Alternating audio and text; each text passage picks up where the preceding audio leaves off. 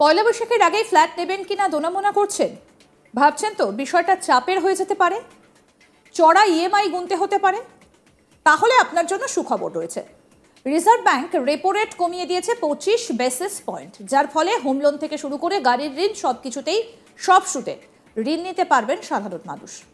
আর এটা হলে আপনি গৃহঋণ নিলেও আপনার এই ঋণের জন্য ইএমআই এর পরিমাণও কমবে। Reserve bank repo rate 25 basis point কমিয়ে দেওয়ায় বর্তমানে এই রেপো রেট 6% নেমে এসেছে। প্রসঙ্গত বলি, 2025 সালে এই নিয়ে দ্বিতীয়বার রেপো রেট কমালো শীর্ষ ব্যাংক। এর আগে ফেব্রুয়ারিতে রেপো রেট কমিয়েছিল রিজার্ভ ব্যাংক। 25 বেসিস পয়েন্ট সেবারও কমানো হয়েছিল, যার ফলে রেপো রেট 6.25%-এ নেমে এসেছিল গত ফেব্রুয়ারিতে। এবার আরও 25 বেসিস পয়েন্ট কমে যাওয়ায় সেই রেপো রেট কমে এসে দাঁড়ালো 6%।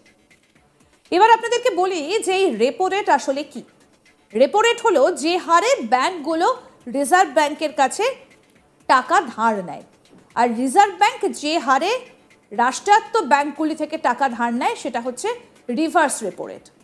রেপো রেট কমালে স্বাভাবিকভাবে কিন্তু ব্যাংকগুলিও গ্রাহকদের গাড়ি বাড়ি সহ অন্য ঋণের সুদের হার কমাতে পারে।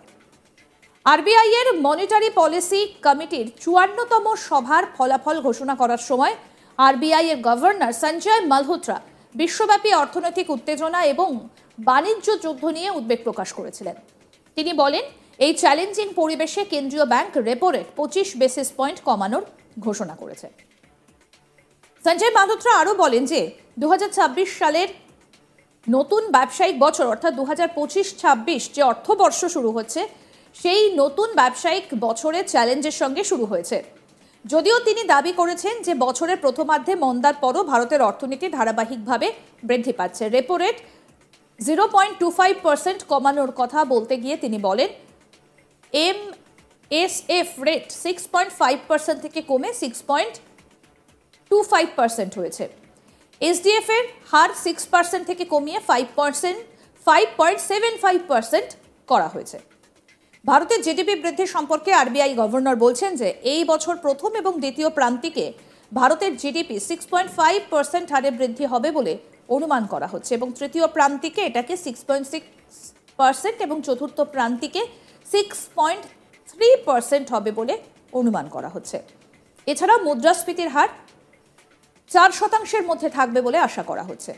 তিনি এও বলেন, আন্তর্জাতিক বাজারে অপরিশোধিত তেলের দাম কমে যাওয়ার ফলে লাভ হবে। এর সঙ্গে তিনি আরও বলছেন যে ভারতে বিনিয়োগ বৃদ্ধি পেয়েছে, পাশাপাশি উৎপাদন খাতে উন্নতির লক্ষণও দেখা যাচ্ছে। রেপো রেট কমে গেলে ঋণের ইএমআই কমে যায়, কারণ রেপো রেট সরাসরি ব্যাংক থেকে ঋণ নেওয়া গ্রাহকদের সঙ্গে সম্পর্কিত। যখন এটি কমে যায় তখন ঋণের ইএমআই কমে যায়, অর্থাৎ রেপো রেট যখন বাড়ে তখন ইএমআই বাড়ে, আর রেপো রেট যখন কমে তখন ইএমআই কমে, অর্থাৎ আপনি যে ঋণ নিয়েছেন তার উপর সুদটাও কমে যাবে। ফলে আপনার যে নির্ধারিত ইএমআই গাড়ি বাড়ি বা অন্যান্য ঋণের ক্ষেত্রে সেটাও কমতে থাকবে।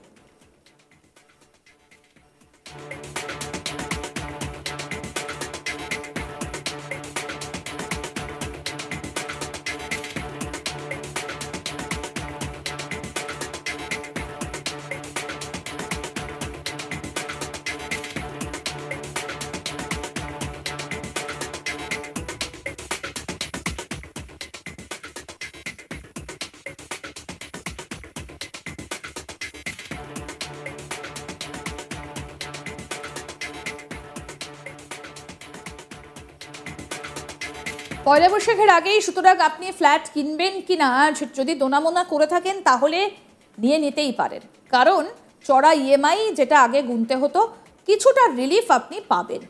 আপনার জন্য কিন্তু এটা সবথেকে বড় একটা সুখবর।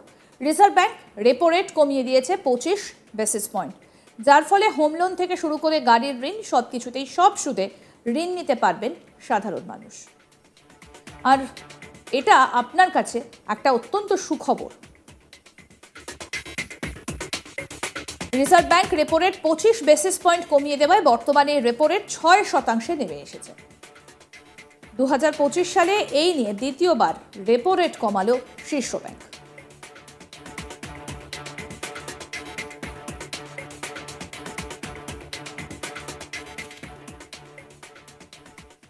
আরো আপডেট পেতে দেখতে থাকুন আজ তাক বাংলা। সাবস্ক্রাইব করুন, নোটিফিকেশন পেতে বেল বাটন অপশন প্রেস করুন, হোয়াটসঅ্যাপে ফলো করুন আজ তাক বাংলা। ভিডিওটা লাইক করুন, শেয়ার করুন, কমেন্ট করুন।